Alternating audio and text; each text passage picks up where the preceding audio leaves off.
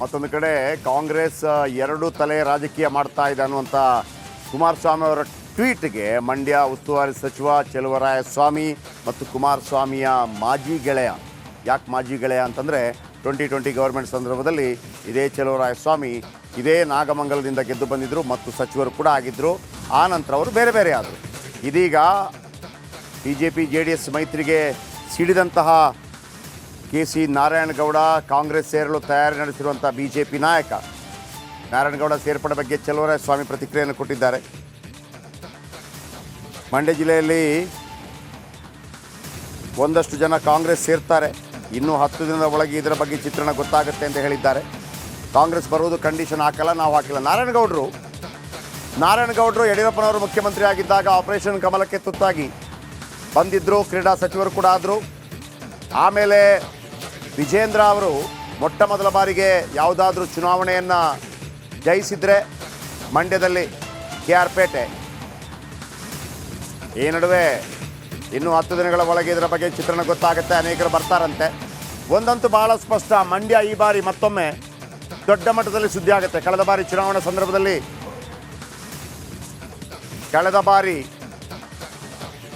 ಈಗ ಮಂಡ್ಯವನ್ನು JDSಗೆ ಕೊಟ್ಟಾಗಿದೆ ಅನ್ನುವಂಥ ಮಾತುಗಳು ಭಾಳ ಖಚಿತವಾಗಿದೆ. 4 ಕ್ಷೇತ್ರಗಳನ್ನು JDSಗೆ ಕೊಡಲಾಗಿದೆ. 28 ಲೋಕಸಭಾ ಕ್ಷೇತ್ರಗಳ ಪೈಕಿ ಮಂಡ್ಯ, ಹಾಸನ, ಕೋಲಾರ ಮತ್ತು ಚಿಕ್ಕಬಳ್ಳಾಪುರ. ಮಂಡ್ಯ, ಹಾಸನ, ಕೋಲಾರ, ಚಿಕ್ಕಬಳ್ಳಾಪುರ ಈ 4 ಕ್ಷೇತ್ರಗಳನ್ನು ಕೊಡಲಾಗಿದೆ ಅಂತೇಳಿ. ಹಾಗಿದ್ದರೆ ಸುಮಲತಾ ಏನು ಮಾಡ್ತಾರೆ ಅನ್ನುವಂಥ ಕುತೂಹಲ ಕೂಡ ಇದೆ.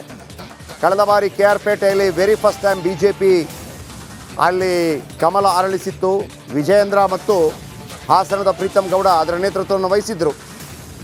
ಹಾಗಾಗಿ ಈ KR ಪೇಟೆ ಅನ್ನೋದು ಇದೇ ಯಡಿಯೂರಪ್ಪನವರ ಹುಟ್ಟೂರಾದಂತಹ ಬೂಕನಕೆರೆ ಕೂಡ ಇಲ್ಲೇ ಬರುತ್ತೆ.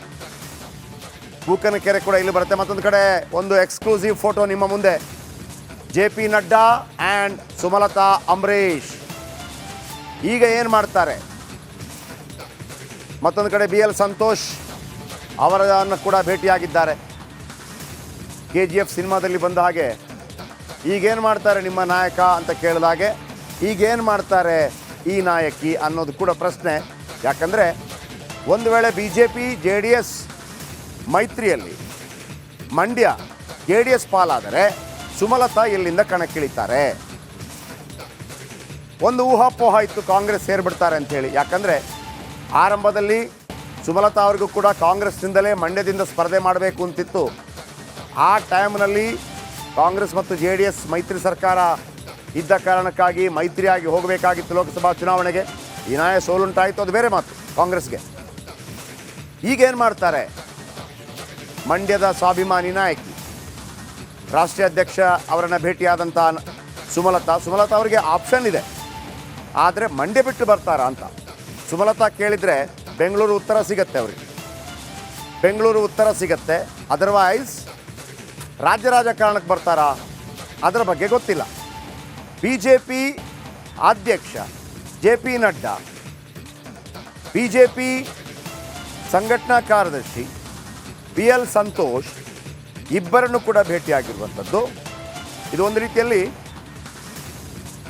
ರಾಜಕೀಯವಾಗಿ ಏನು ಸಂದೇಶ ಇನ್ನೂ ಕೂಡ ಒಂದು ಕ್ಲಾರಿಟಿ ಸಿಗ್ತಾ ಇಲ್ಲ. ಯಾಕಂತಂದರೆ ಅವರು BJPಯಿಂದ ಬಯಸ್ತಾ ಇದ್ದರು, BJPಯಿಂದ ಮಂಡ್ಯದಲ್ಲಿ ಟಿಕೆಟ್ ಕೊಟ್ಟರೆ ಓಕೆ ಇದ್ದರು, BJPಗೆ ಬರೋದಕ್ಕೆ ರೆಡಿ ಇದ್ದರು. ಆದರೆ ಕುಮಾರಸ್ವಾಮಿ ಅಷ್ಟು ಸುಲಭವಾಗಿ ಬಿಟ್ಟುಕೊಡೋ ಚಾನ್ಸಸ್ ಇಲ್ಲ. ಹಾಗಾಗಿ ಮಂಡ್ಯದಲ್ಲಿ JDS ಆಗತ್ತೆ ಅನ್ನೋದು ಖಾತ್ರಿ ಆಯಿತು. ಮಂಡ್ಯದಲ್ಲಿ JDS ಆದರೆ ಸುಮಲತಾ ಅವರಿಗೆ ಅಲ್ಲಿ ಸ್ಥಾನ ಇರೋದಿಲ್ಲ. ಕಾಂಗ್ರೆಸ್ಗೆ ಬಂದು ಸ್ಪರ್ಧೆ ಮಾಡ್ತಾರಾ ಗೊತ್ತಿಲ್ಲ. ಹಂಗೆ ಅಂದ್ಕೊಂಡಿದ್ರು. ಕಾಂಗ್ರೆಸ್ಗೆ ಬಂದು ಸ್ಪರ್ಧೆ ಮಾಡೋದಿದ್ರೆ ಮಲ್ಲಿಕಾರ್ಜುನ ಖರ್ಗೆ ಅವರನ್ನು ಭೇಟಿಯಾಗಬೇಕಾಗಿತ್ತು.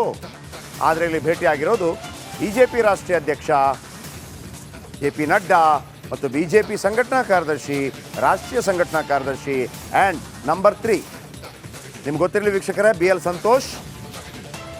ಸಂತೋಷ್ BJP ಪಾಳೆಯದ ಹೈಕಮಾಂಡ್ನಲ್ಲಿ ನಂಬರ್ 3 ಸ್ಥಾನ. ನಂಬರ್ 1 ಪ್ರಧಾನಮಂತ್ರಿ ನರೇಂದ್ರ ಮೋದಿ, ನಂಬರ್ 2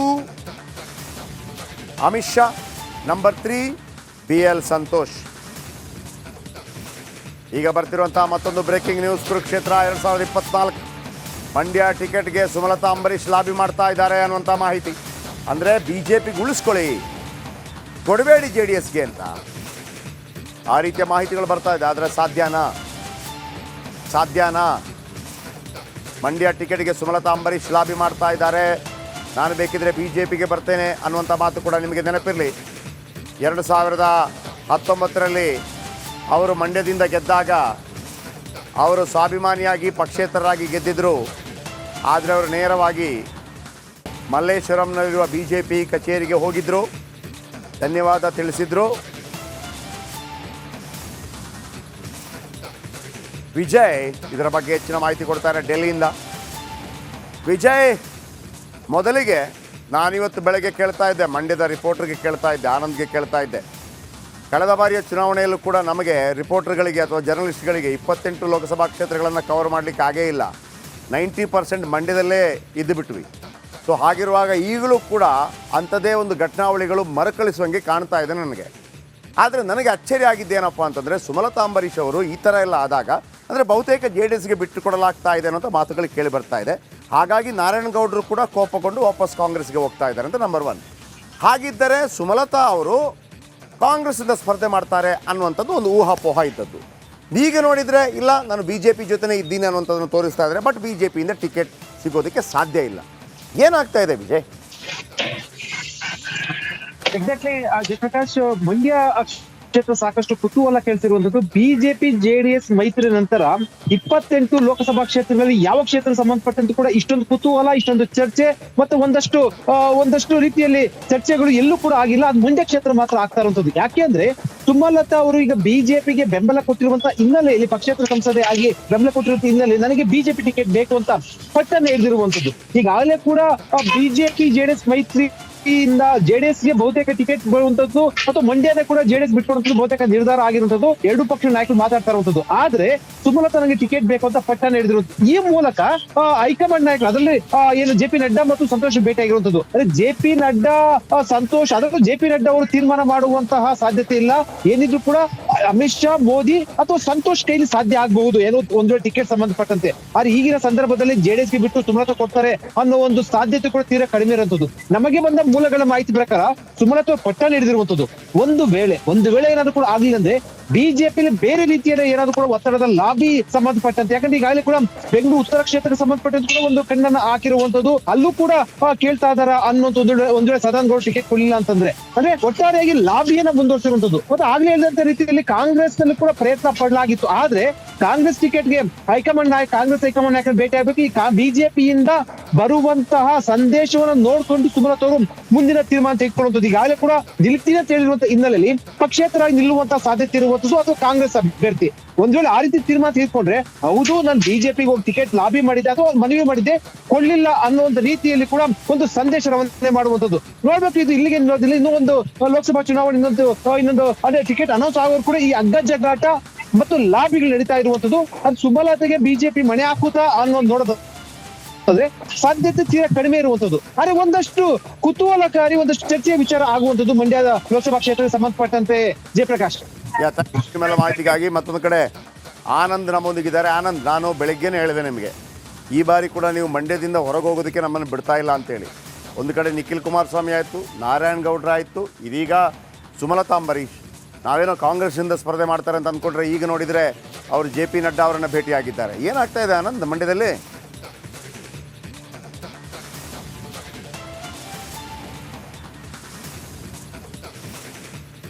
ಅವ್ರನ್ನ ಸೇರಿಸ್ಕೊಳ್ಳೋದಕ್ಕೆ ಒಪ್ತಾ ಇಲ್ಲ.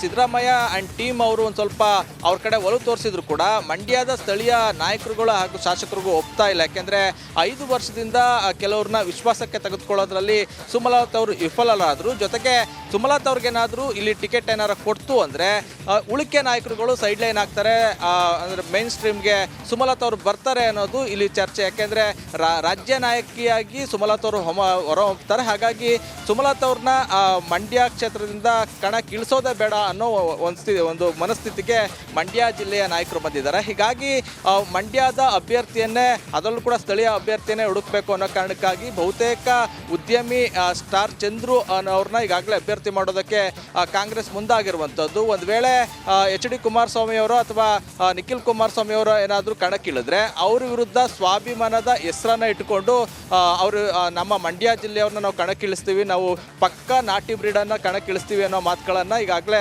ಚಲುವರಾಯ ಸ್ವಾಮಿ ಅವರು ಹೇಳಿದರು. ಹಾಗಾಗಿ ಸುಮಲತಾ ಅವ್ರನ್ನ ಅವರು ಕರ್ಕೊಳ್ಳೋದ್ರಲ್ಲಿ ಒಪ್ಪುತ್ತಾ ಇಲ್ಲ. ಇನ್ನೊಂದು ಕಡೆ ಅಂದರೆ ಏನು BJPಯಲ್ಲಿ ಅವ್ರಿಗೆ ಟಿಕೆಟ್ ಕೊಡೋದು ಡೌಟ್. ಆದರೆ ಅವರು ಕಡೆ ಕ್ಷಣದವರೆಗೂ ಕೂಡ ಅವರು BJP ಹೈಕಮಾಂಡ್ ಮೇಲೆ ಒತ್ತಡ ಹಾಕುವ ನಿಟ್ಟಿನಲ್ಲಿ ಪ್ರಯತ್ನವನ್ನು ಮುಂದುವರಿಸಿರುವಂಥದ್ದು. ಇತ್ತೀಚೆಗಷ್ಟೇ ಸುಮಲತಾ ಅವರು ಒಂದು ಮಾತಂದಿದ್ರು, ಮಂಡ್ಯದ BJPಯ ಮೊದಲ ಶಾಸಕಿ ಅಂದರೆ ಸಂಸದೆಯಾಗಿ ನಾನು ಆಯ್ಕೆ ಆಗಬೇಕು ಅನ್ನೋ ಆಸೆ ಇದೆ ಅಂತ.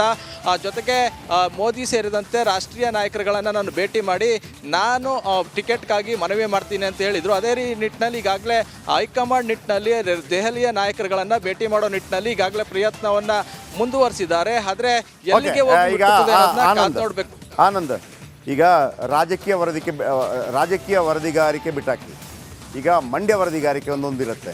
ಅಲ್ಲಿಯ ಲೋಕಲ್ ಲೀಡರ್ಸ್ಗಳು ಕೆಲ ಮಾತಾಡ್ತಾ ಇರ್ತಾರೆ. ಯಾಕೆ ಇದನ್ನು ಹೇಳ್ತಾ ಇದ್ದೀನಿ ಅಂತಂದರೆ, ಕಳೆದ ಬಾರಿ ನಾನು ಅಲ್ಲಿಗೆ ಬಂದಾಗ ಜಸ್ಟ್ ಅಲ್ಲಿಯ ಲೋಕಲ್ ಜನಗಳ ಹತ್ರ, ಅಂದರೆ ಅಲ್ಲಿಯ ಸ್ಥಳೀಯರ ಹತ್ರ ಮಾತಾಡ್ತಾ ಇದ್ದೆ. ಆಗ ಅವ್ರು ಹೇಳಿದಂಥ ಮಾತು ಫಸ್ಟ್ ಸ್ಟಾರ್ಟಿಂಗೇ, ಇಲ್ಲ ಸರ್ ಸುಮಲತಾ ಗೆಲ್ತಾರೆ ಅಂತ. ಈ ಬಾರಿ ಹೆಂಗಿದೆ, ಈ ಬಾರಿ ಜನಮಾನಸ ಹೆಂಗಿದೆ ಅಂದರೆ, ಈ ಬಾರಿ ಒಂದು ಹೆಂಗಿದೆ ಅಂದರೆ, ಏನಪ್ಪ ಇವ್ರ ಕೈಗೆ ಸಿಗ್ತಾ ಇಲ್ಲ, ಹಾಗೇನಾದರೂ ಇದೆಯಾ ಸುಮಲತಾ ಅವ್ರ ಬಗ್ಗೆ? ಆ ಸ್ವಾಭಿಮಾನದ ಟ್ರಂಪ್ ಕಾರ್ಡ್ ಈಗಲೂ ಕೂಡ ವರ್ಕ್ ಆಗುತ್ತಾ? ಈಗಲೂ ಕೂಡ ಅಂಬರೀಷ್ ಅನ್ನುವಂಥ, ಯಾಕಂದರೆ ಅಮರಾವತಿ ಅವರೆಲ್ಲ ಇಲ್ಲವೇ ಇಲ್ಲ, ಭಾಳ ದೂರ ಹೋಗ್ಬಿಟ್ಟಿದ್ದಾರೆ. ಸೊ ಈಗಲೂ ಅದು ನಡೆಯುತ್ತಾ? ನಂಬರ್ 1. ಎರಡನೇದಾಗಿ ನಿಖಿಲ್ ಕುಮಾರಸ್ವಾಮಿ ಅವರನ್ನು ಮತ್ತೊಮ್ಮೆ ಕಣಕ್ಕಿಳಿಸಿ ಒಂದು ವೇಳೆ ಹೆಚ್ಚು ಕಡಿಮೆ ಆದರೆ ರಾಜಕೀಯ ಜೀವನವೇ ಅಂತ್ಯವಾಗುವಂಥ ಸಾಧ್ಯತೆಗಳು ಕೂಡ ಇದೆ. ಅಂಥ ರಿಸ್ಕನ್ನು JDS ಕೂಡ ತಗೊಳತ್ತಾ?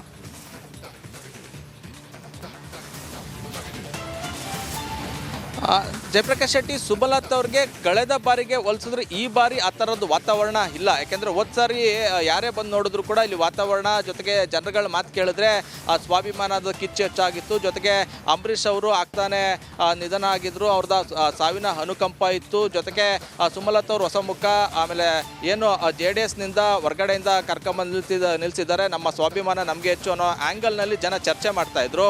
ಆದರೆ ಕಳೆದ 5 ವರ್ಷಗಳಿಂದ ಸುಮಲತಾ ಅವರು ಆ ಒಂದು ಏನು ಜೊತೆಗೆ ಒಂದು ಅಭಿಪ್ರಾಯ ಇತ್ತು, ಅದನ್ನು ಕ್ಯಾರಿ ಮಾಡ್ಕೊಂಡು ಬರೋದ್ರಲ್ಲಿ ವಿಫಲರಾಗಿದ್ದಾರೆ ಅಂತ ಹೇಳಿದ್ರೆ ಏನು ತಪ್ಪಲಾಗಕ್ಕಿಲ್ಲ. ಯಾಕೆಂದರೆ ಅವರೇನು ಅಪರೂಪಕ್ಕೆ ಬಂದು ಹೋಗೋರ ಥರನೇ ಕಾಣಿಸ್ತಾ ಹೋದ್ರು. ಯಾಕೆಂದರೆ ತಿಂಗಳಿಗೊಮ್ಮೆ ಎರಡು ಬಾರಿ ಅಷ್ಟೇ ಮಂಡ್ಯ ಜಿಲ್ಲೆಗೆ ಬರ್ತಿದ್ರು. ಕಳೆದ 3-4 ತಿಂಗಳಿಗೆ ಹೋಲಿಸ್ಕೊಂಡ್ರೆ ಒಂದು 5-6 ಬಾರಿ ಬಂದು ಹೋಗಿರ್ಬೋದು ಅಂತಲೇ ಹೇಳ್ಬೋದು. ಯಾಕೆಂದರೆ ಅವರು ಆಗೊಮ್ಮೆ ಹೀಗೊಮ್ಮೆ ಬಂದು ಹೋಗ್ತಾರೆ. ಮಂಡ್ಯದಲ್ಲಿ ಒಂದೇ ಒಂದು ದಿನವೂ ಕೂಡ ವಾಸ್ತವ್ಯ ಹೂಡಿಲ್ಲ. ಇದು ಜನರಿಗೆ ಒಂದಷ್ಟು ಬೇಸರವನ್ನು ತರಿಸಿದೆ. ಅದ್ರ ಜೊತೆಗೆ ಏನು ಅವರ ಬೆಂಬಲಿಗರು ಜೊತೆಗೆ ಅವರ ಆಪ್ತರ ಪಡೆಯನ್ನು ನೋಡ್ಕೊಂಡ್ರೆ ಕೆಲವು ಮಂದಿ ಮಾತ್ರ ಉಳ್ಕೊಂಡಿರುವಂಥದ್ದು.